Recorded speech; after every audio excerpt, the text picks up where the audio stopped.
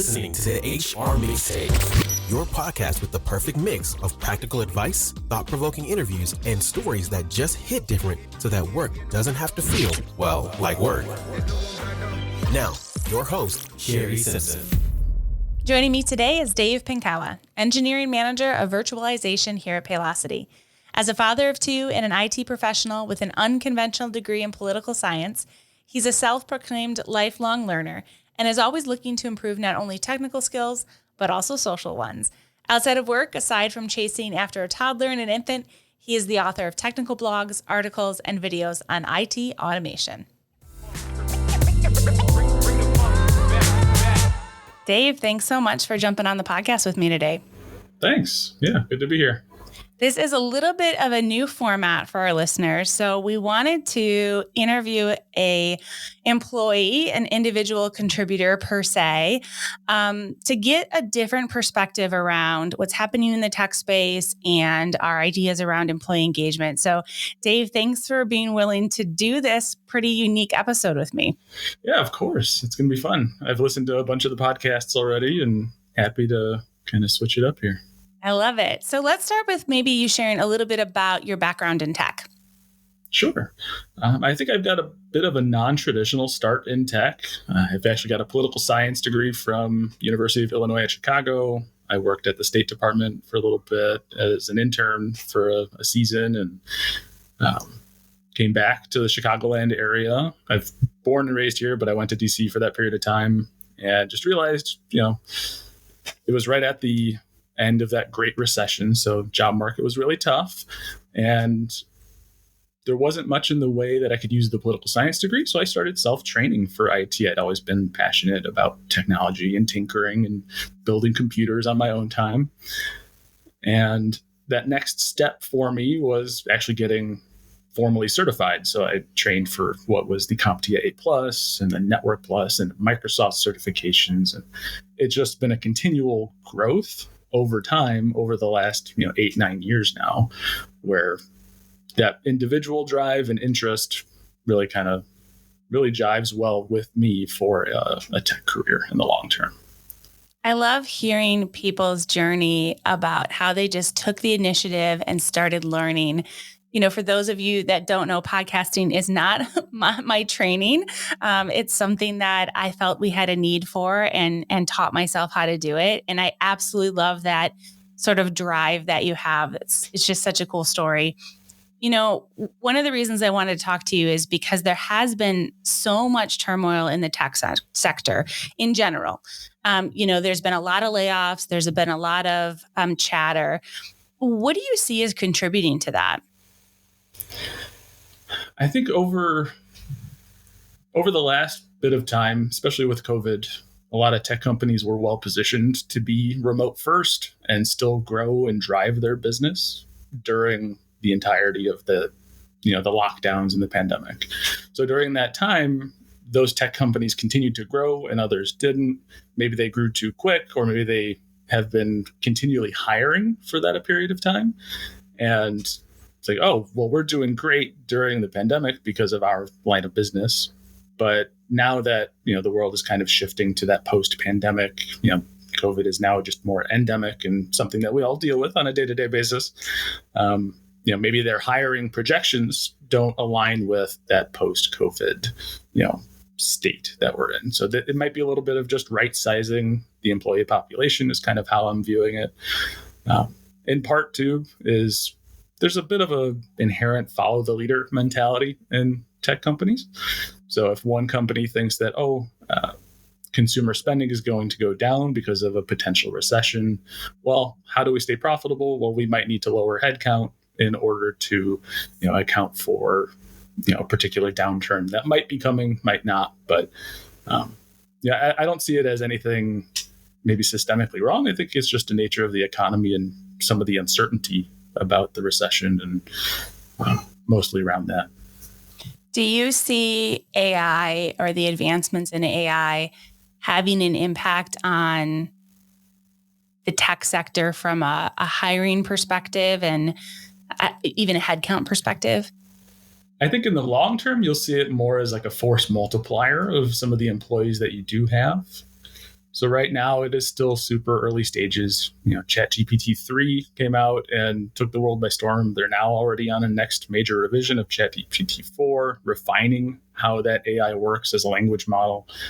And you see it used in bits and pieces. It's great for building, job descriptions and some more of the formulaic things. But using this in an actual tech role does come with challenges, just like with any new tool. So just as an example, if you're writing code as an individual contributor and you're like, oh, I need to do this, the code that ChatGPT provides is not going to be secure. There are all sorts of legal concerns about, well, if you're putting proprietary information into ChatGPT, how is that data getting processed and handled? Is it secure? Is that safe for your company's data? So there's a lot of questions and concerns around, is this safe to use in a company sense if we don't own how that data is getting processed? So I think as that matures, I think you'll see it used more and more. But right now, you need to give it some guardrails. Part of my past as well, and it's something I had stopped recently, was I was doing continuing education instruction at Harper College after hours, for a few years.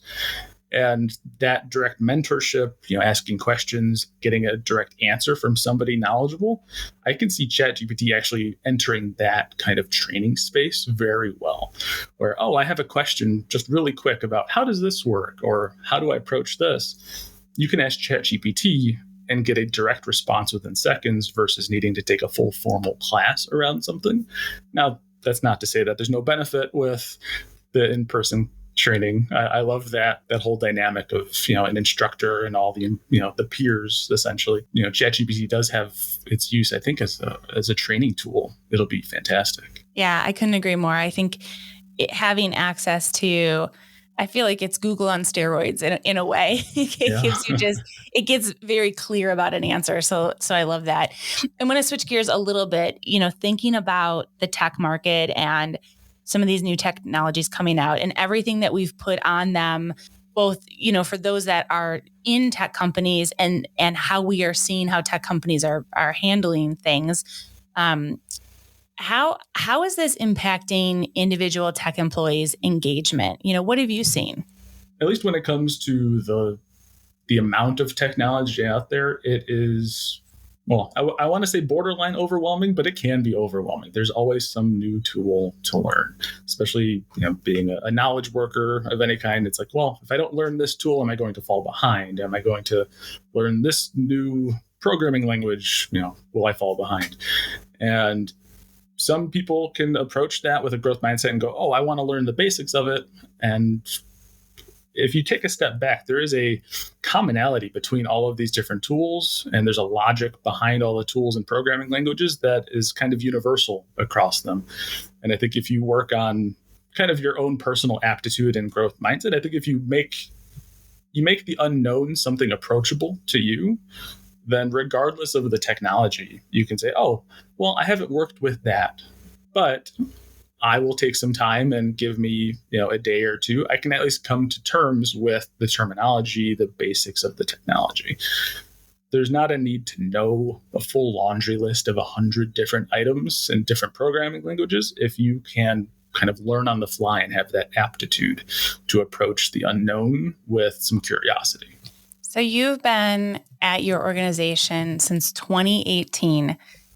So I always love to ask this to people who've been in a role or an organization for a long time. What has kept you personally engaged? I think it's just a lot to do with my own journey and throughout my career. Like I'd mentioned, having gone from, political science background, which is very not tech related, and growing into tech, I've always had that drive to learn. I've been a big learner. I love reading books. My wife and I have books all over the house. You can see some here if you're looking at the video version of this podcast. So that learning mentality, that constant growth mentality is just, core to my personality, especially in the professional space. And I think that applies very well to the company I'm at, because things are always changing. Things are always growing or getting more complicated or adding new technologies, and just being open and embracing the change and using it as a tool. Like, oh, I don't know how to do that, but I'm going to grow into it. I'm going to approach it. I'll read something. I'll be able to have a peer group, like a lunch and learn session to, get a bunch of smart brains in the same room and kind of iron out details.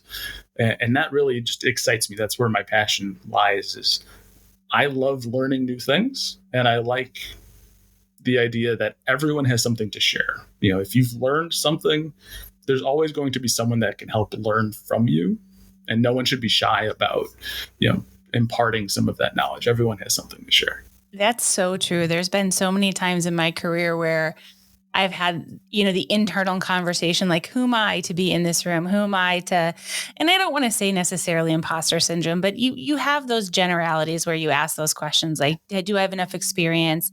Do I have enough breadth in my experience? But you're absolutely right. Everybody has something to share because everybody has a really unique perspective, and their journey has been unique to them. And so they've picked up nuggets along the way that somebody else hasn't. So if you're listening and you don't think you have enough experience or enough breadth, you do. And be brave and share the things that you have, because you bring your own unique experience and lens to the conversation.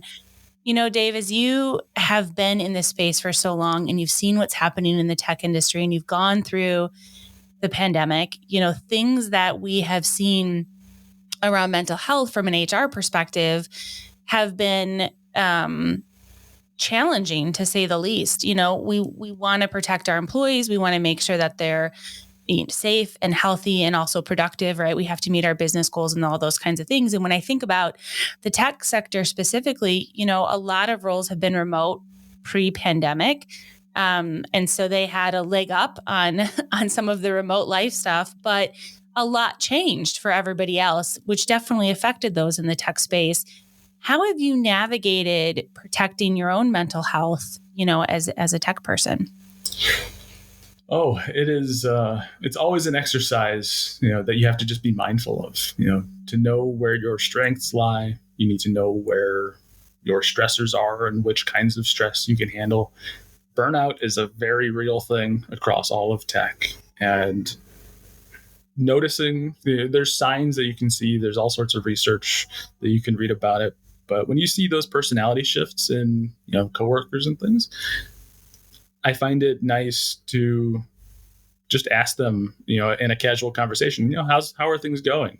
And it doesn't mean that, you don't have to be a leader. You don't have to be a manager to ask these questions. It's nice to just know and pay attention to the emotional well-being of the peers at your company, the people on your team, and being able to reach out and have that kind of comfortable conversation about, what's happening. Do you need someone to talk to about it?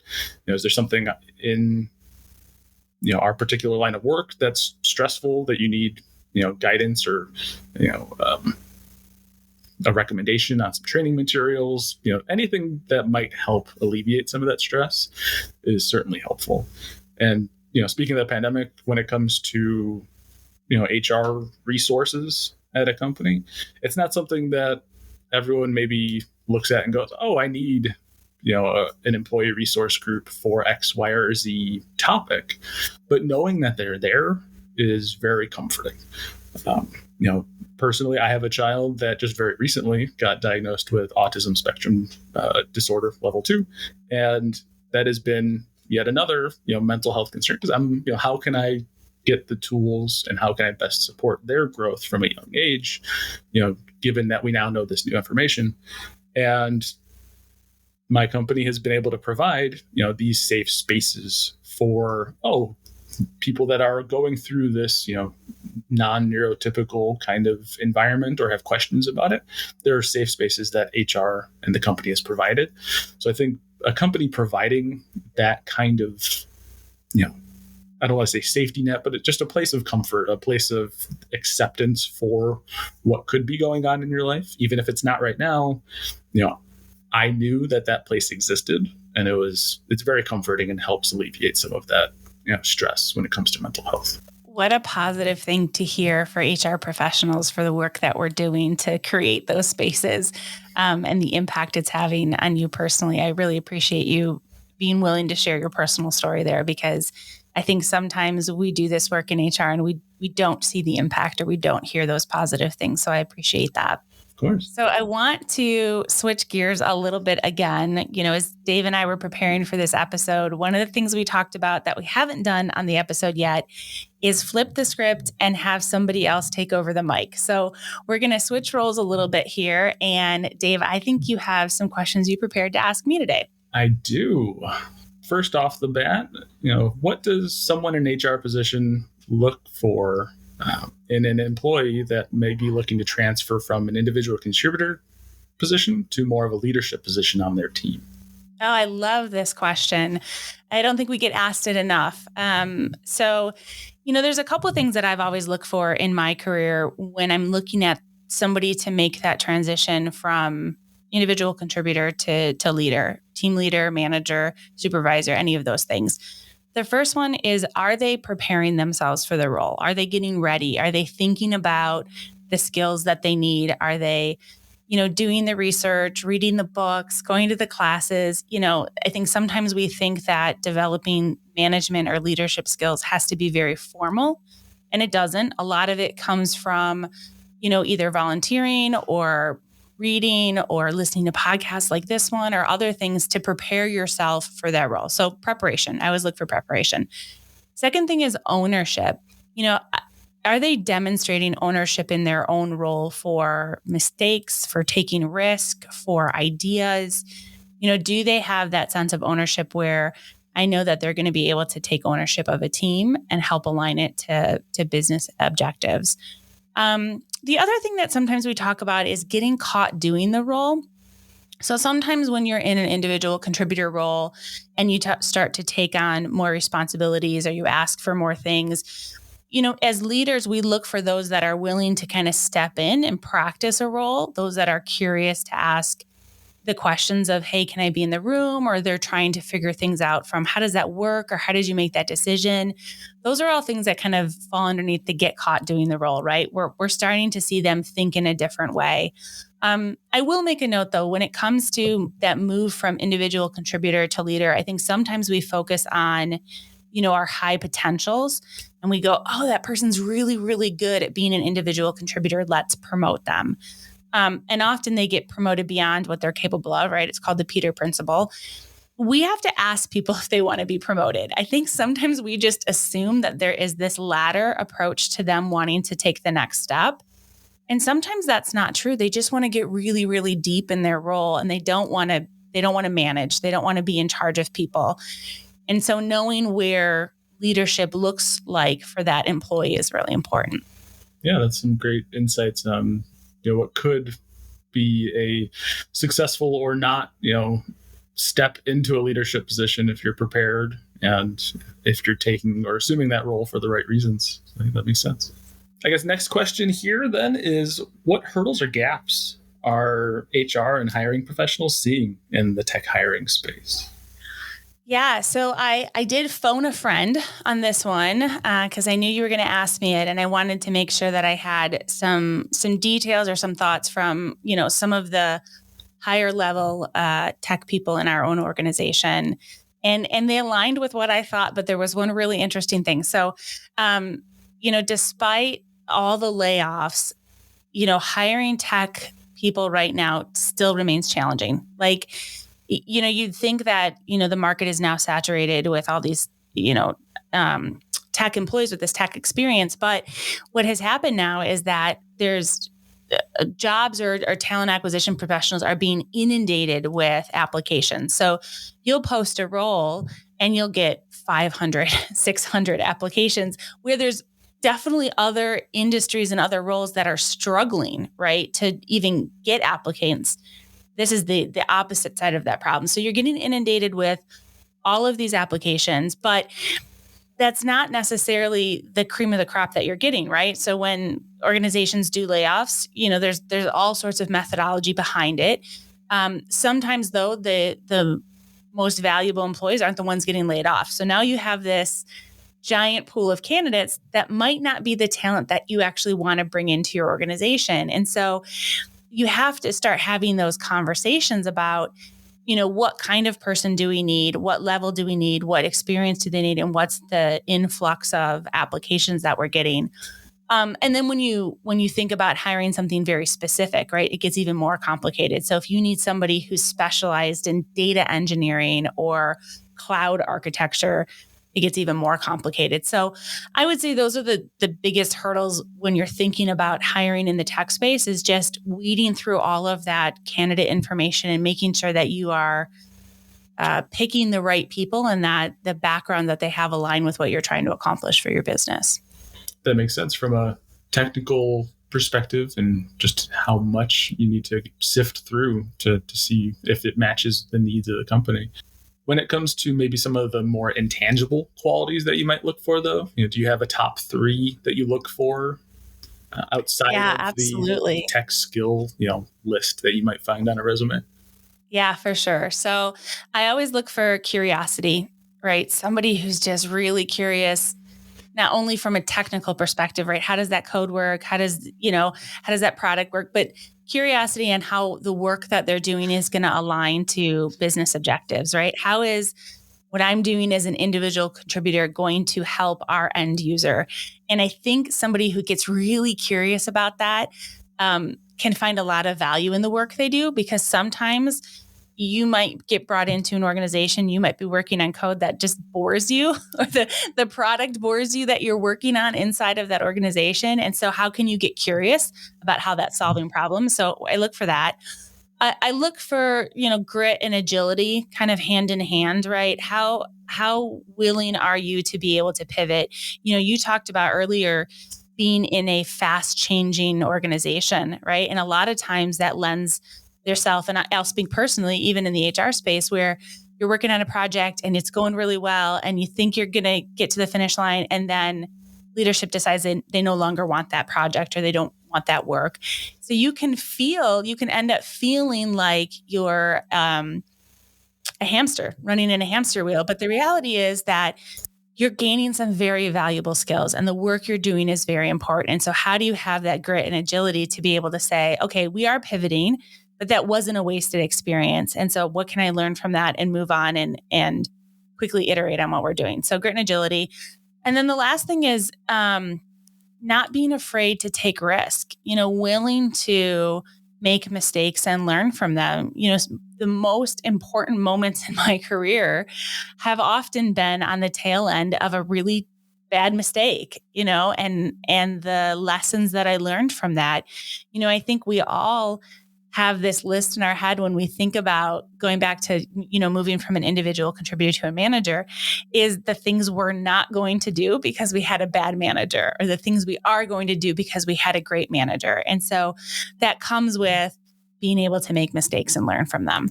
That's great. And then the last question I've got is, this being a tech-focused episode, is, what's your favorite piece of technology you've played with recently, in or out of work? There's so many good ones. I'm kind of a tech dork by heart. So I'm the person who's always willing to learn something new.